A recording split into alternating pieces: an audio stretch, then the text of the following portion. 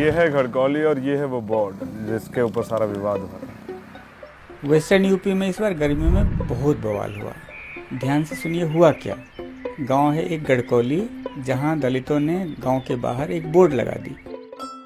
अब बोर्ड देखते ही ठाकुर भड़क गए, पुलिस आ गई और बोर्ड को काले रंग से पोत दिया गया। ये कहानी बस एक बोर्ड की नहीं है, ये एक किस्सा है दलितों में सालों से उबल रहे गुस्से का, और इस गुस्से से निकली भीम आर्मी।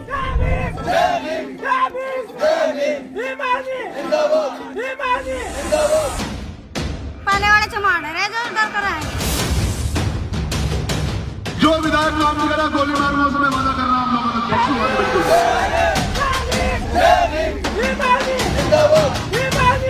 समाज के गद्दारों, बाबा साहब अम्बेडकर के गद्दारों, तुम उस वक्त कहाँ थे जब हमें पानी नहीं पीने दिया जाता था।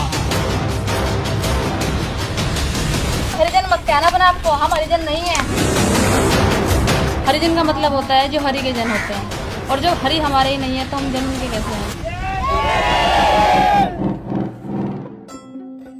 अब चलते हैं घड़कौली, जो पश्चिमी उत्तर प्रदेश के सहारनपुर जिले में है, जहां 22% दलितों की आबादी है।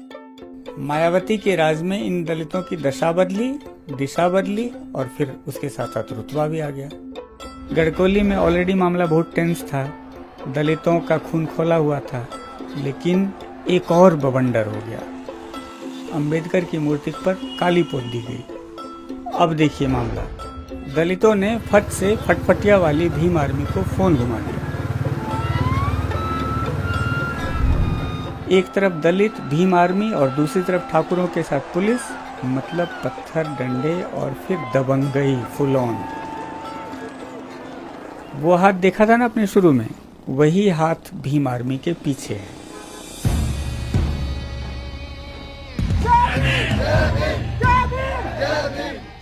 भीम आर्मी एक विचारधारा है।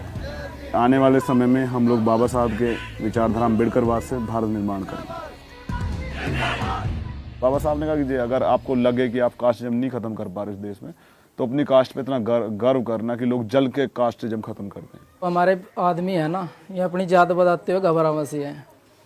कहे कि चमार कहें, चमार तो कहते नहीं, दलित हरिजन या एससी, तो बोर्ड लगने थे इनमें ताकत आएगी बढ़िया, फिर कहें चमार हम तो। अभी आपने अक्षय की सुनी, जिनकी जमीन पर यह बोर्ड लगा हुआ है, और ये हैं ठाकुर मोहर सिंह। भीम आर्मी ने इनकी नाक में दम कर दिया है। बड़ापन के प्रतीत है, गलेट कहने बड़े को, तो उसके आधार पे ना हम भी कुछ हैं। कॉलर जैसे ऊपर ठाए ना ऐसे कर दिए तो बड़ापन होएगा हमारे पर अत्याचार करने के लिए। क्यों, हमारी कोई सुनवाई नहीं है। तो ये काम हमारे जो कोई बात होगी ना, तो फोनों द्वारा Bhim army motorcycle Bhim army में लगा। पास का एक गांव है छुटमुलपुर, वहाँ एक इंटर कॉलेज है। वहाँ ठाकुरों का बोलबाला है, क्योंकि वो ठाकुरों का ही कॉलेज है। मैं बेंच पे बैठा था ना, जैसे कहा कि इसको सफा करो, मैंने कहा भाई नहीं कहूँगा, और मेरे साथ मारपीट हुई। एससी के लड़के थे, वो पानी पीने जाते थे ना, तो उनको लात मार देते। और इसी कॉलेज से, इसी इंटर कॉलेज से शुरू हुआ भीम आर्मी का किस्सा। दलितों को अपमान ये बर्दाश्त नहीं हो रहा था। तंग होकर दलित लड़के लोकल लीडर चंद्रशेखर के पास पहुंचे। अब चंद्रशेखर जी इसी कॉलेज से पढ़े हैं और इसी गांव के हैं। चंद्रशेखर ने बहुत समझाया, पर ना तो स्कूल वाले माने और ना ठाकुर लड़के। भीम आर्मी का फंडा है, सीधी उंगली से घी ना निकले तो उंगली थोड़ी टेढ़ी कर लो। एक उबाल शरीर के अंदर रहता है कि यार मतलब हमारे होते हुए ये सब चीजें हो रही है तो हमारा होना बेकार है। अगर उन्होंने हमारे किसी 2 बच्चों को पिटाई की, तो हमारे बच्चों ने भी उनके 4 बच्चों की पिटाई की। आज वो इस चीज को महसूस करते हैं। ये हैं सतीश कुमार, भीम आर्मी के गाइड। पश्चिमी उत्तर प्रदेश जो है सबसे मजबूत है शेड्यूल कास्ट के मामले में, क्योंकि यहाँ पे हम लोग एकता है, हमारे अंदर हम यूनाइट हैं। अगर कहीं भी कोई घटना होता है तो ये पूरे क्षेत्र का शेड्यूल कास्ट वहीं पर मिलेगा।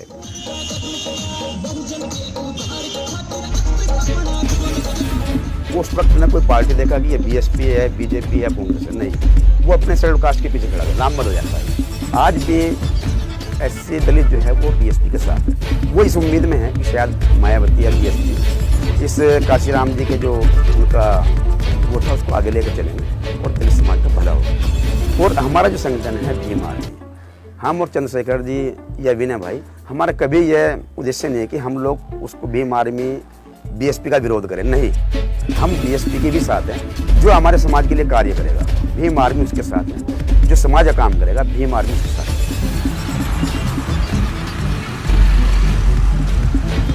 सहारनपुर मायावती के दिल के बहुत करीब है। मायावती के सरकार में आते ही यहाँ बिजली 24 घंटे मिलती है। अब चलते हैं साल 1977 में। मायावती ने जनता दल के बड़े नेताओं के सामने दलितों को हरिजन मानने से इनकार कर दिया। यही वो भाषण था जिसमें मायावती कांशीराम की नजर में आई और फिर यूपी की मुख्यमंत्री बनी, एक नहीं 4 बार। बाकी तो इतिहास है जो आप जानते ही।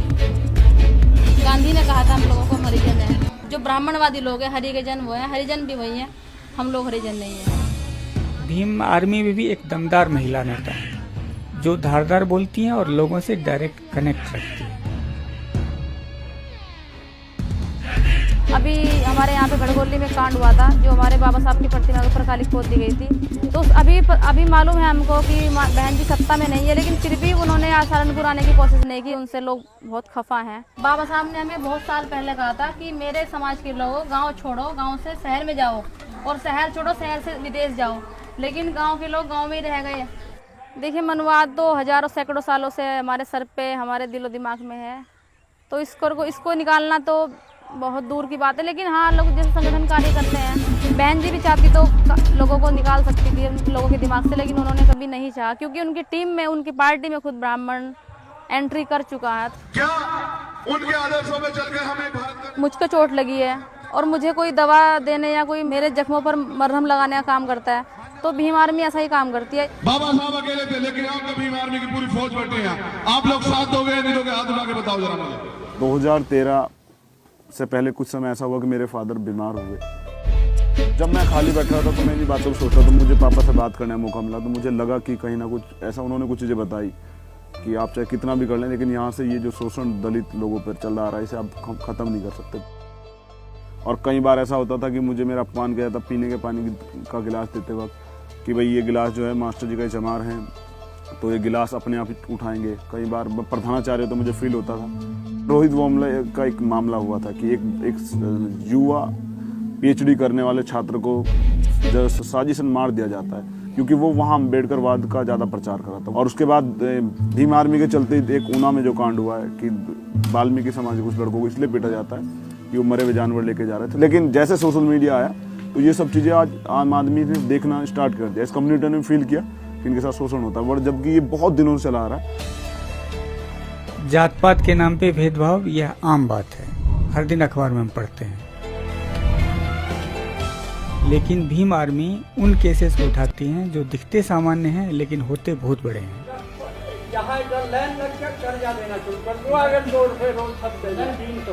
गांव घरेड़ा में क्या हुआ, किस्सा बच्चा बच्चा जानता है। जब सुबह 4 बजे मंदिर में पुजारी झाड़ू लगाए तो मोमडन के आदमी आए और उन्होंने उसे मारपीट की। उसे कहा कि रेडियो जो बज रही थी मंदिर में उसे बंद करो। और फिर उसने बंद नहीं करी तो उसने कहा कि उसे गाली दी कि हम करेंगे बंद। और फिर उसने जो मंदिर की मूर्ति थी उस पर काली पोत दी। जब रविदास की मूर्ति पर काली पोतने की बात हुई, चंद्रशेखर फौरन पहुंच गए मामला सुलझाने। जो लोग इस तरह के पिता खराब करना चाहते हैं ना, मैंने कहा उन्हें ये बता देना, अगर वो कहीं किसी हत्या चढ़ जाते ना, वहाँ से मार के भारी हो जाता ना मामला।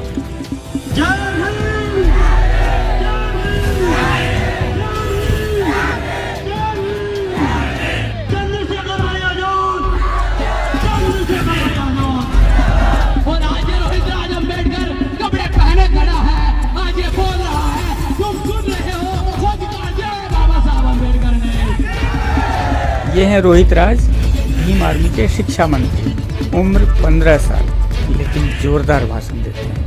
हम सभी भीम की संतान है, ये एहसास करा देंगे, अब तुम हम पर ज्यादा अत्याचार मत करो मनवादियों, वरना तुम्हें सहारनपुर से ही नहीं पूरे भारत से मिटा देंगे।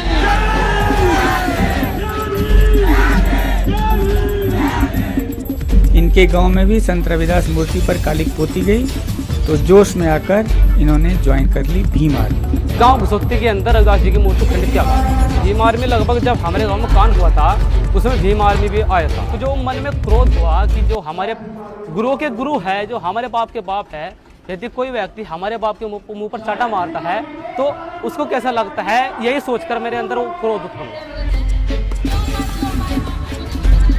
ये जो रैली है ये भीम आर्मी ने ऑर्गेनाइज की अपना कैडर बढ़ाने। ये बोलते हैं कि आप काम गलत कर रहे हो या अच्छे कर रहे हो। जो हम वीडियो बनाते हैं उनको दिखाते हैं कि आप ही बताओ पापा कि हम गलत काम कर रहे हैं या अच्छे काम कर रहे हैं। क्योंकि किसी समाज को थोड़ा प्रचार करने के लिए बाबा साहब अम्बेडकर के मिशन में थोड़ा समय लगा दिया, जिसकी वजह से आज हम बोल रहे हैं, जो भी काम कर रहे हैं। यदि हम उनका थोड़ा सा कर्ज उतार दें तो उसमें कोई ऐतराज नहीं पाती। क्योंकि जो भीम आर्मी का मेन टारगेट है वो शिक्षा के आधार पर है, क्योंकि जो हमारे समाज के बच्चे हैं वो अधिकतर शिक्षा के माध्यम से ही सीखते। बाबा साहब का मोटो था शिक्षित बनिए, संगठित रहिए और संघर्ष कीजिए, लेकिन भीम आर्मी ने उसमें थोड़ा सा चेंज कर दिया कि शिक्षित बनिए, संगठित रहिए, संघर्ष कीजिए और स्वाभिमानी बनिए।